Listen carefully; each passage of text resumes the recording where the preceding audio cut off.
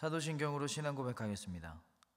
전능하사 천지를 만드신 하나님 아버지를 내가 믿사오며 그 외아들 우리 주 예수 그리스도를 믿사오니 이는 성령으로 잉태하사 동정녀 마리아에게 나시고 본디오 빌라도에게 고난을 받으사 십자가에 못 박혀 죽으시고 장사한 지 사흘 만에 죽은 자 가운데서 다시 살아나시며 하늘에 오르사 전능하신 하나님 우편에 앉아 계시다가 저리로서 산자와 죽은 자를 심판하러 오시리라. 성령을 믿사오며 거룩한 공예와 성도가 서로 교통하는 것과 죄를 사하여 주시는 것과 몸이 다시 사는 것과 영원히 사는 것을 믿사옵나이다. 아멘. 찬송가 338장 함께 찬양하겠습니다.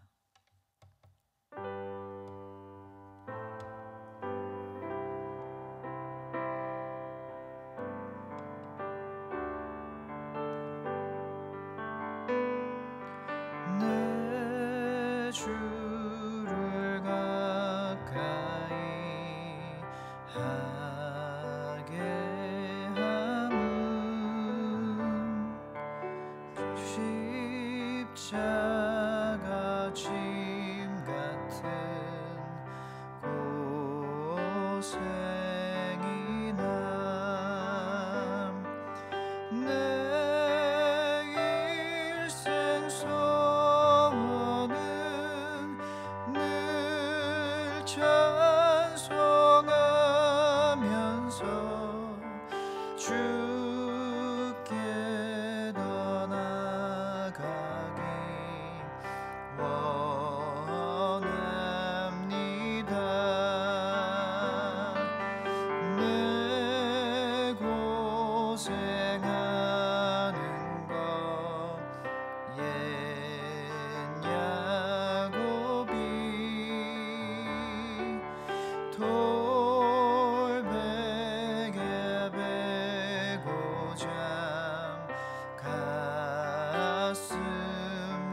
잠갔습니다.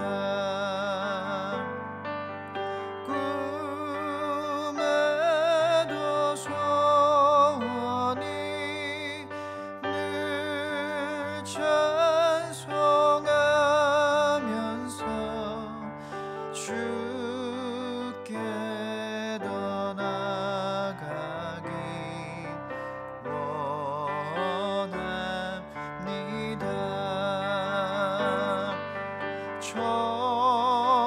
천성에 가는 길 험하여도 생명길 되나니 은혜로다. 천사 날 부르니 늘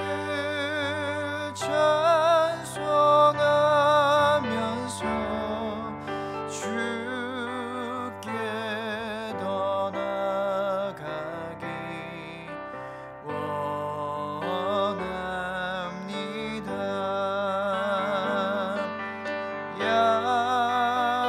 야곱이 잠 깨어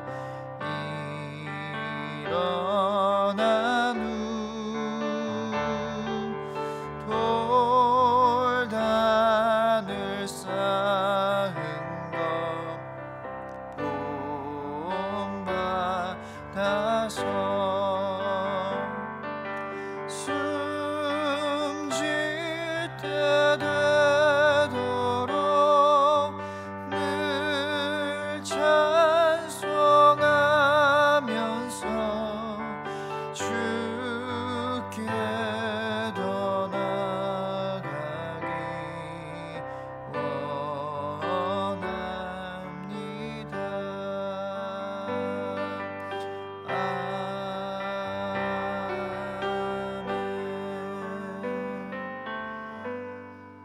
오늘 하나님 말씀은 에베소서 6장 1절에서 4절까지의 말씀 보겠습니다.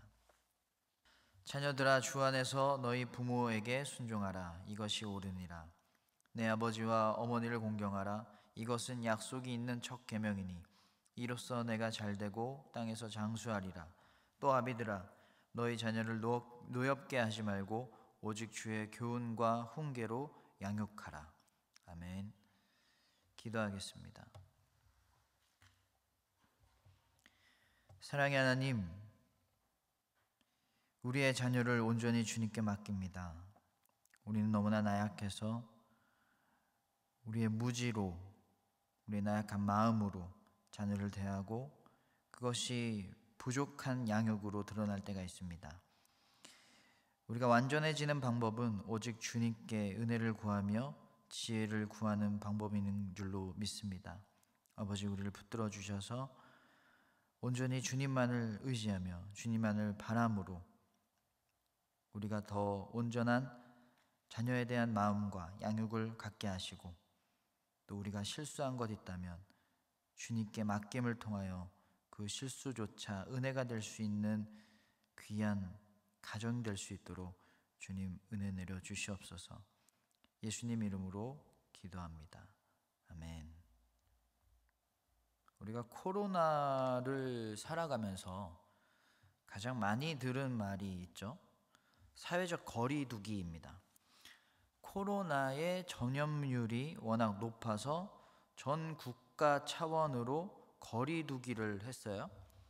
모임을 제한하고 또 식당, 헬스장, 유흥업소의 운영을 제한했어요.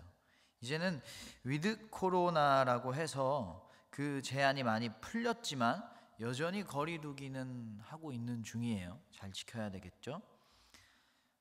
하나님과 사람 사이 빼고 모든 관계에서는 적당한 거리가 필요한 것 같아요. 연인들이 헤어지는 이유가 뭘까요?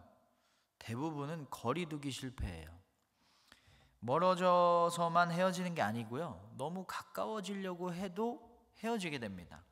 심리적 거리가 멀어져도 헤어지고 사는 곳의 거리가 멀어져도 헤어지는데 너무 가까워지려고만 해도 헤어지게 되어 있어요. 그걸 우리는 집착이라고 해요.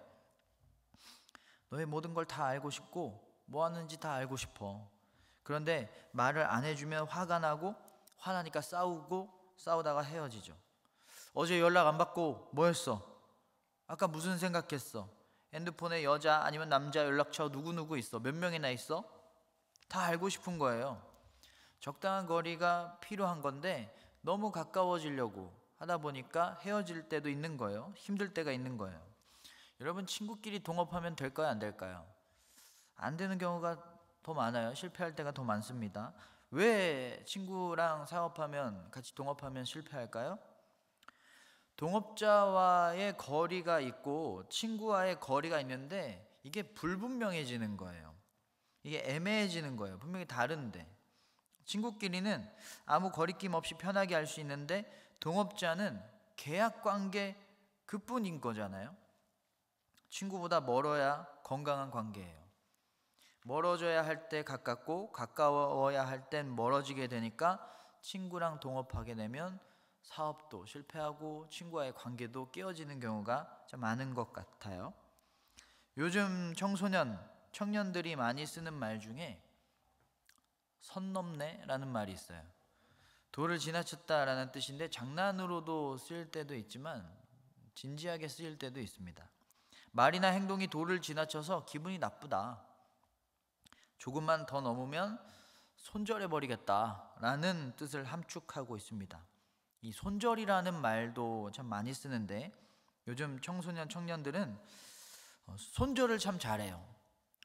잘 지내다가도 마음에 좀 안 들거나 마음에 안 맞거나 그러면 연락도 안 하고 만나지도 않는 거예요. 그냥 이 관계를 끊어버리는 거예요. 거리두기에 실패하면 코로나 방역이 무너지는 것처럼 관계라는 것도 무너집니다. 손절당할 수가 있어요. 하나님과 사람 사이는 가까울수록 좋거든요.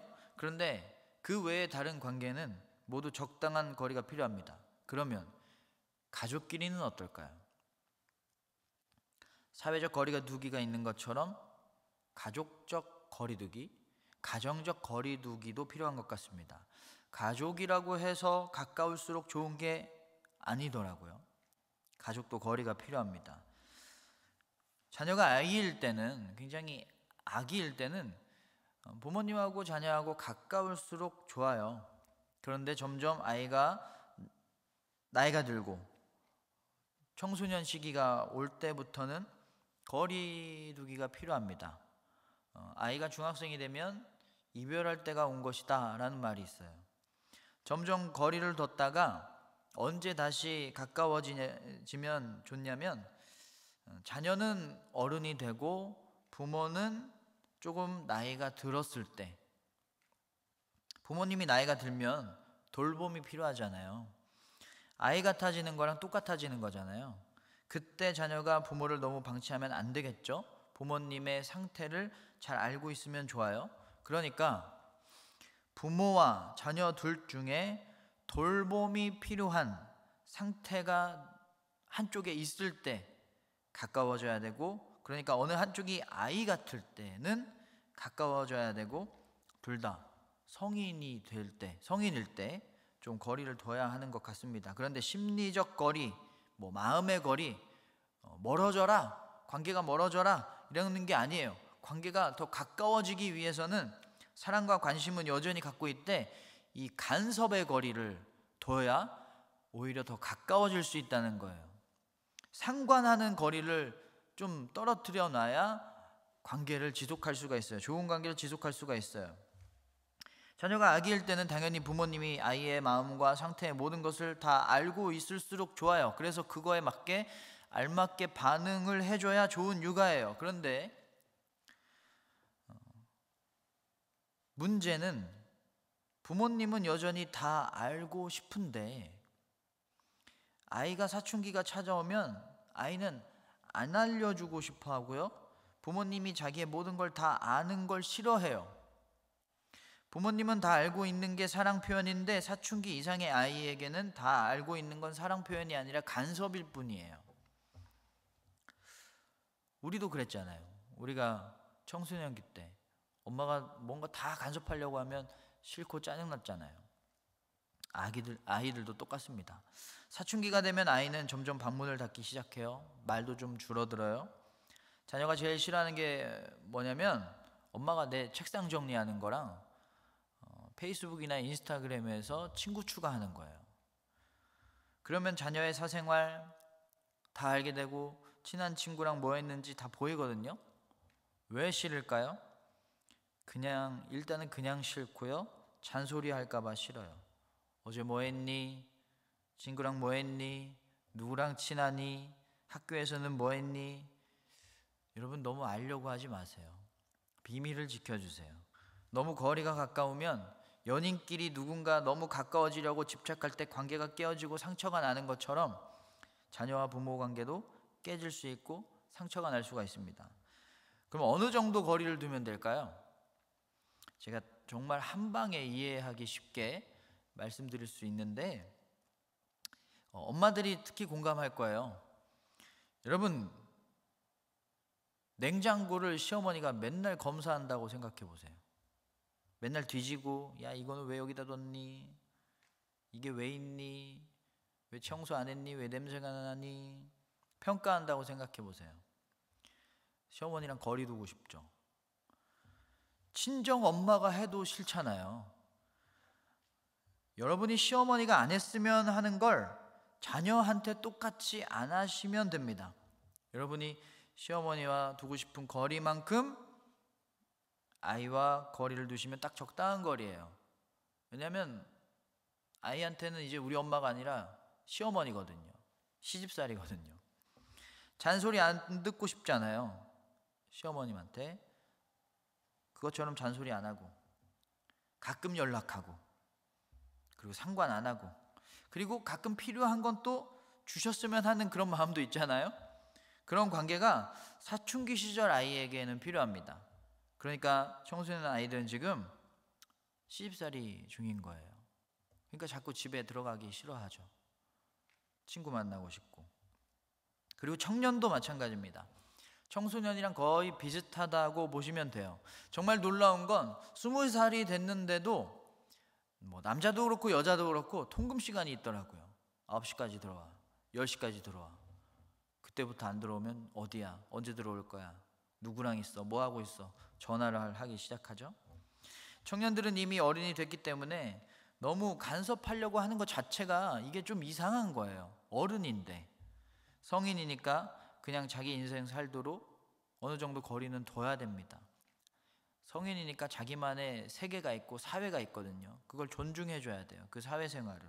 그래야 이 아이가 독립할 수가 있어요. 독립된 자아, 인격체로 어른으로, 성인으로 이렇게 세워질 수가 있어요.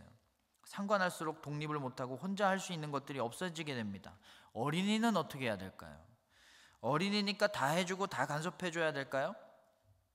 초등학교 3학년 아이들에게 글자를 배열해서 단어를 맞추게 했어요. 예를 들면 글자 카드가 있는데 지, 아, 버 이렇게 순서가 돼 있으면 이거를 배열을 제대로 해서 아버지로 바꾸는 거예요.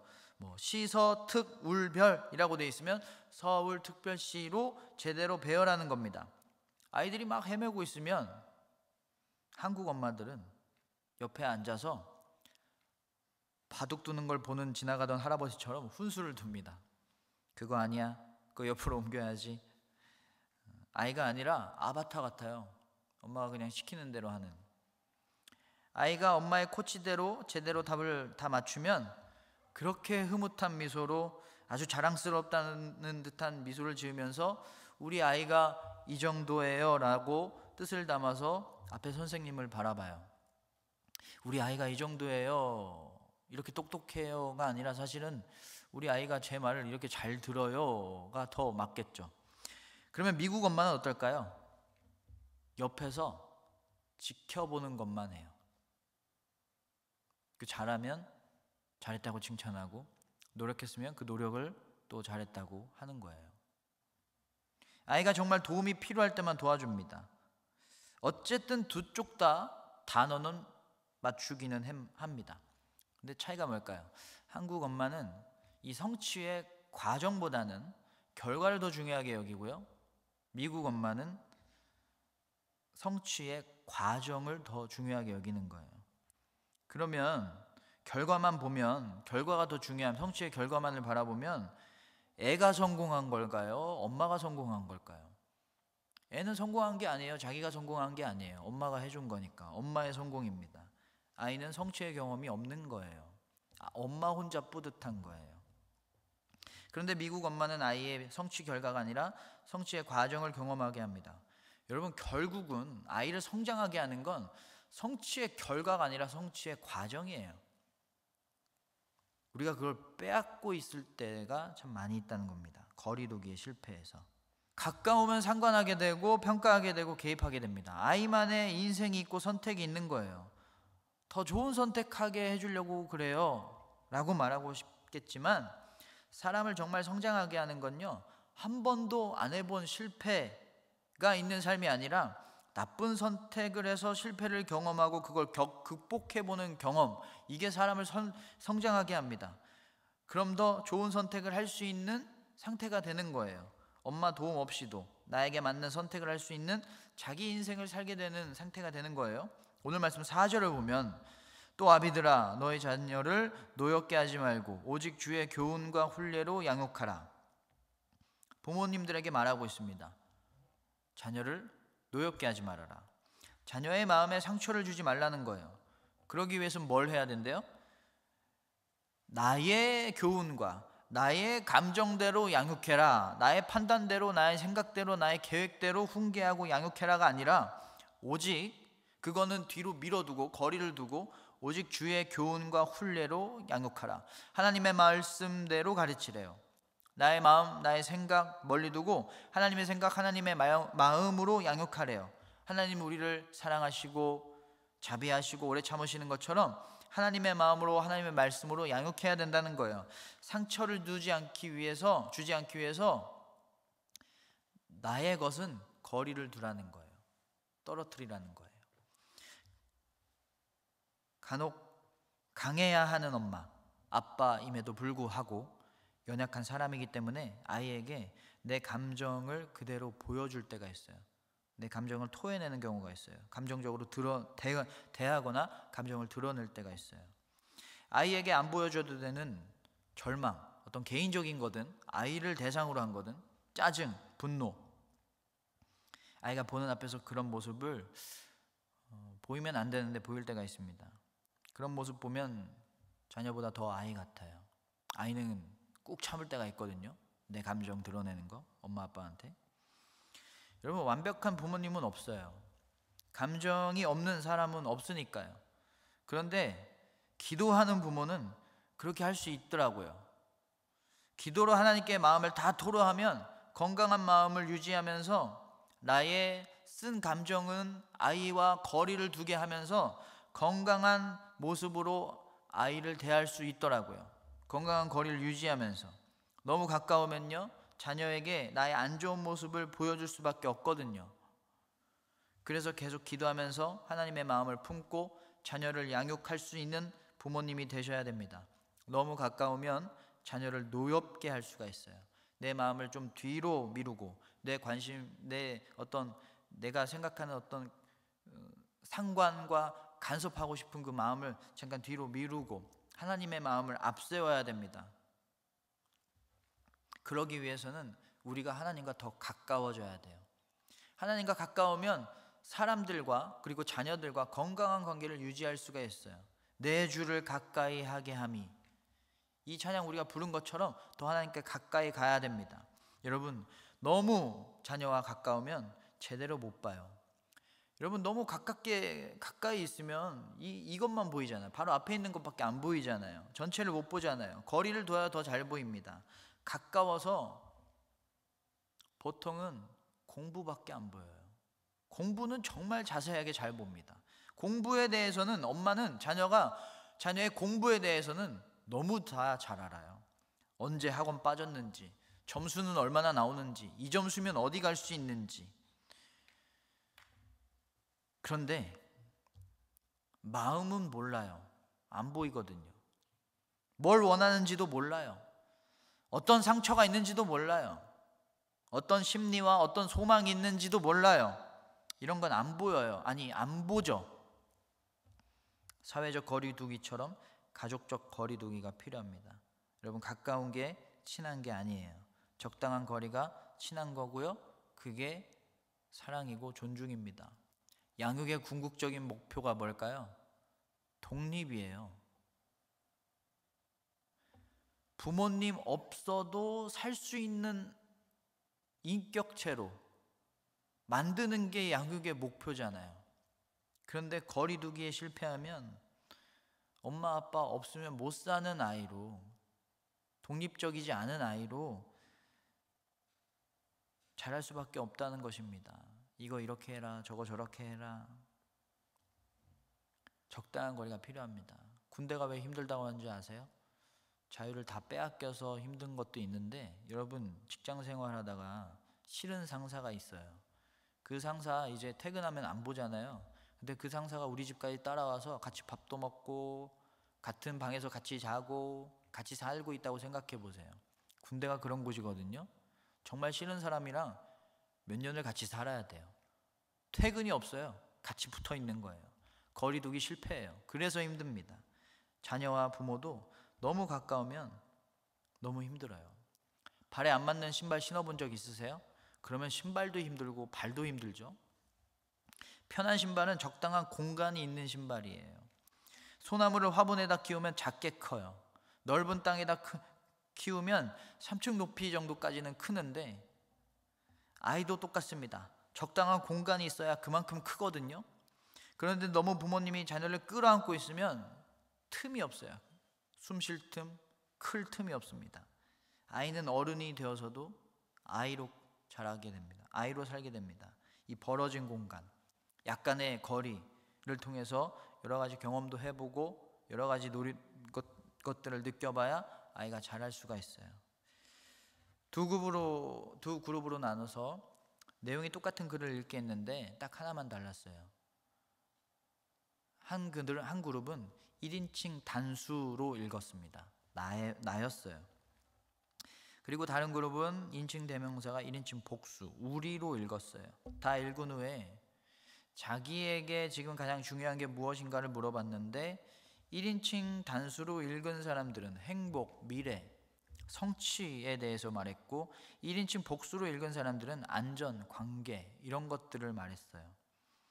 1인칭 단수로 읽으면 변화나 창조에 대한 것들, 미래지향적인 것들에 관심이 있었고 1인칭 복수를 읽으면 현재 상태를 유지하는 것, 단단하게 하는 것에 더 관심이 있었던 것입니다. 그래서 새로운 일을 해야 될 때, 미래지향적인 것들을 해야 될 때는 나 혼자가 필요해요. 개인이 필요한데 현재를 유지하거나 문제를 예방해야 될 때는 우리가 필요한 겁니다.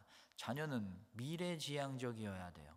창의적이어야 됩니다. 변화되어야만 합니다. 그러면 우리의 시간이 아니라 나의 시간이 필요한 거예요. 계속 누군가와 같이 붙어 있으면 이 변화될 수가 없는 거예요. 그리고 혼자 세운 미래지향적 삶의 계획을 잘 이루기 위해서 그때 우리가 필요해요. 부모님은 그때 아이를 도와주시고 지지해 주시면 되는 겁니다. 그러면 안정적인 기반 위에 창의적으로 변화될 수가 있는 거예요. 모든 순간을 다 같이 할 필요는 없습니다. 모든 것을 다 개입할 필요는 없습니다. 관심은 두되 간섭을 하지 않는 적당한 거리 유지가 필요한 거예요.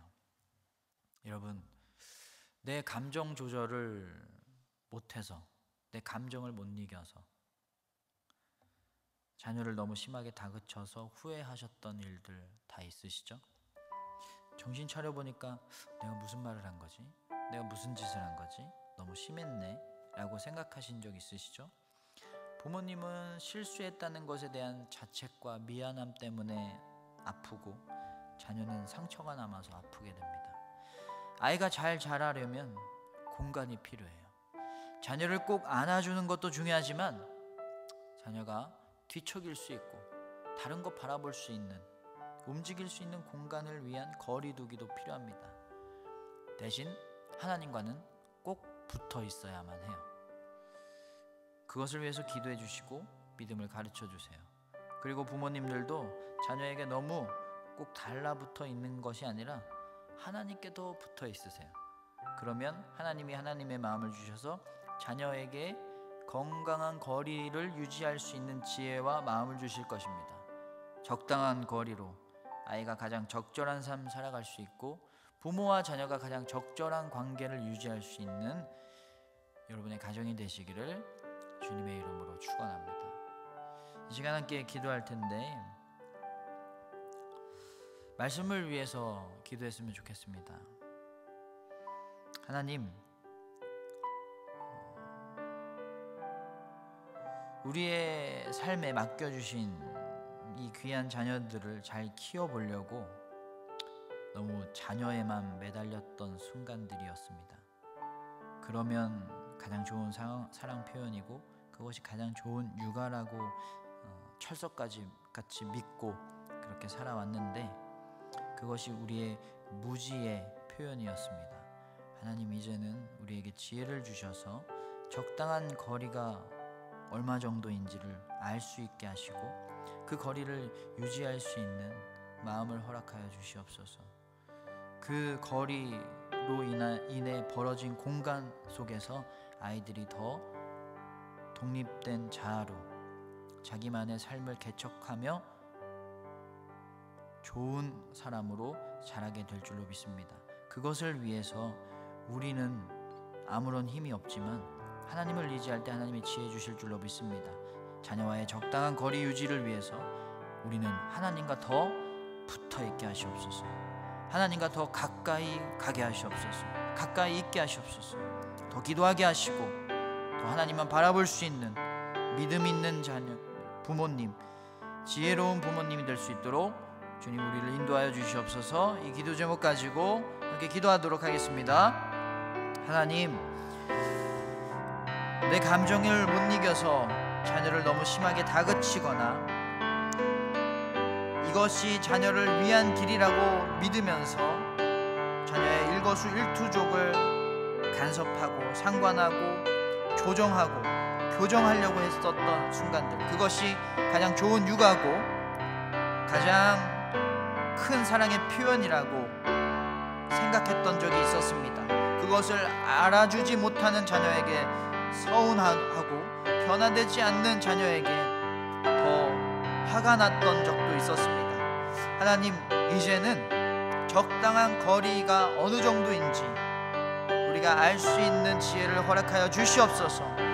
아이에게 관심은 두되 간섭은 조절할 수 있는 적당한 거리 유지에 대한 지혜를 우리에게 허락하여 주시옵소서. 자녀가 더 성장할 수 있고 다른 것을 느낄 수 있고 경험할 수 있고 움직일 수 있는 공간을 우리가 줄 수 있도록 아버지, 건강한 거리가 유지될 수 있도록 주님 우리에게 지혜를 허락하여 주시옵소서. 그것을 위해서 우리가 더 하나님께 붙어있게 하시옵소서. 하나님과 꼭 붙어 살게 하여 주시옵소서. 내 주를 더 가까이 하게 하여 주시옵소서. 더 기도하게 하시고 더 하나님께 붙들리게 하시고 하나님을 더 붙잡게 하시고 하나님만 바라보게 하여 주시옵소서. 삶에서 오는 많은 어려움들과 우리가 소화하지 못하고 감당하지 못하는 그 감정들을 주님과의 함께함으로, 주님과 밀접한 거리두기로 아버지, 우리가 다 주님께 토로하게 하시고 건강한 마음을 갖게 하셔서 우리 자녀를 돌보고 자녀를 사랑하는데 가장 건강한 마음을 유지할 수 있게 하여 주시옵소서. 주님, 나의 마음과 나의 생각과 나의 판단으로 양육하는 것이 아니라 오직 주의 교훈과 훈례로 주님의 마음과 주님의 말씀으로 자녀를 노엽게 하지 않고 상처 주지 않고 양육할 수 있는 지혜로운 우리 모두가 될 수 있도록 주님 함께하여 주시옵소서. 우리가 하나 더 놓고 기도할 텐데요,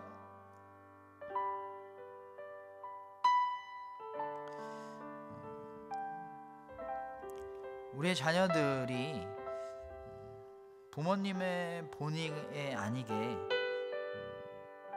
상처를 받을 때도 있습니다. 그것은 어쩔 수가 없는 거예요. 우리 모두는 나약하고 부족해서 완벽하지 않아서 늘 실수를 하고 흠을 내고 허점을 남깁니다. 그래서 하나님이 필요한 겁니다. 이 시간 여러분 기도할 때 하나님, 혹시 나의 무지와 나의 믿음 없음 때문에 그리고 나의 연약함 때문에 자녀에게 상처 준 일들이 있다면 하나님, 그것으로도 은혜가 되게 하시고 영광이 되게 하시옵소서. 주님께 맡깁니다. 우리의 자녀가 그것을 통해서 하나님을 더 만날 수 있는 기회가 되게 하시고 그것을 통해서 하나님이 치유하시고 회복시켜 주셔서 하나님께 더 아름답게 쓰임받을 수 있는 우리 자녀가 되게 하여 주시옵소서. 여기 기도 제목 가지고 자녀를 위해서 기도하겠습니다. 하나님 아버지, 우리의 자녀에게 있는 많은 어려움과 상처들이 있다면 주님 안에서 회복되어지고 치유되게 하시옵소서. 아버지, 쓴 삶이 있다면 주님께 쓰임받음으로 우리의 자녀가 더욱더 온전해질 수 있게 하여 주시옵소서. 부모의 나약함과 부모의 부족함, 부모의 무지함 때문에 자녀에게 실수하고 자녀에게 상처를 주어서 자녀에게 흠이 있고 틈이 있다면 주님, 그 흠과 틈 안으로 들어가셔서 그것을 통해서 우리 자녀를 만나주셔서 우리의 자녀가 더 온전한 하나님의 자녀로 변화될 수 있도록 치유하시고 회복시켜 주시고 사용하여 주시옵소서. 주님께 우리의 자녀를 맡깁니다. 아버지, 나의 것이 아니라 주님의 것입니다. 아버지께서 주님께서 함께 하시고 붙들어 주셔서 우리의 자녀가 온전해질 수 있도록 주님 도와주시옵소서. 우리에게 지혜를 주시옵소서. 우리에게 치유의 영을 부어 주시옵소서. 성령님 함께 하시옵소서. 마지막으로 이제 수능이 얼마 남지 않았는데 우리 수험생 자녀를 둔 부모님들은 우리 자녀들을 위해서 기도해 주시고 또 우리 수험생들을 위해서 중보하실 분들은 같이 우리 수험생들을 위해서 기도했으면 좋겠습니다. 11월 18일이 수능일인데 사실 그게 끝이 아니죠. 그 이후에도 참 많은 입시의 과정들이 있습니다. 모든 과정들 속에서 하나님께서 인도하시는 길이 되게 하여 주시옵소서. 그리고 수능과 모든 과정 속에서 가장 좋은 몸과 마음과 믿음의 컨디션을 잘 유지해서 하나님만 붙들고 하나님만 바라보며 가장 좋은 결과가 있게 하여 주시옵소서. 또 그 결과가 우리의 기대에 미치든 못 미치든 넘치든 모든 결과를 주님께 맡김으로 주님께서 우리의 자녀를 사용하시고 선한 길로 인도하여 주시옵소서. 그렇게 될 줄로 믿습니다. 이 기도 제목 가지고 함께 기도하겠습니다. 하나님, 우리 수험생들을 축복하며 기도합니다. 아버지, 끝까지 건강하게 하시고 끝까지 두려움과 불안한 마음이 있더라도 하나님을 의지하는 마음으로 담대하게 평안하게 이 모든 입시의 과정을 잘 걸어 나갈 수 있도록 주님 함께하여 주시옵소서. 끝까지 기도하며 주님께 모든 결과를 맡길 수 있는 담대한 믿음을 허락하여 주시옵소서. 그 결과가 기대에 못 미치든 기대에 넘치든 기대에 미치든 어떤 결과가 있든 아버지, 하나님 안에 있어야 열매가 맺어진다는 것을 우리가 굳게 믿고 모든 결과를 주님께 맡기고 우리를 항상 선한 길로 인도하시는 주님과 동행하며 살아가는 우리 자녀들 될 수 있게 하여 주시옵소서.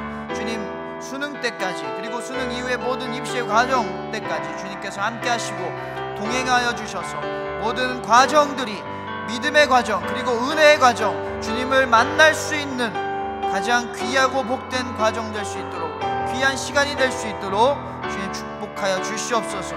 주님만 바라봅니다. 주님만 의지합니다. 함께하여 주시옵소서. 사랑의 하나님, 우리는 너무나 부족하고 나약하고 무지합니다. 그래서 우리가 하는 곳 일들마다 늘 실수하고 흠을 냅니다. 주님, 그것조차도 주님께 맡깁니다.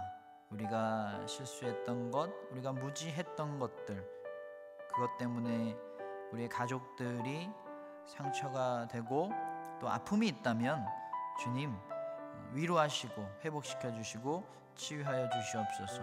하나님, 우리에게 지혜를 주셔서 자녀와 가장 건강한 거리가 어느 정도인지를 알 수 있게 하여 주시옵소서. 사랑과 관심은 가까이 두되 자녀가 하나님을 더 경험하고 또 세상에 여러 가지 하나님께서 예비해 놓으신 여러 가지 일들, 여러 가지 은혜들을 경험할 수 있는 공간을 마련할 수 있는 지혜로운 부모님들이 될 수 있도록 주님 언제나 은혜를 더하여 주시옵소서. 수능이 며칠 남지 않았습니다.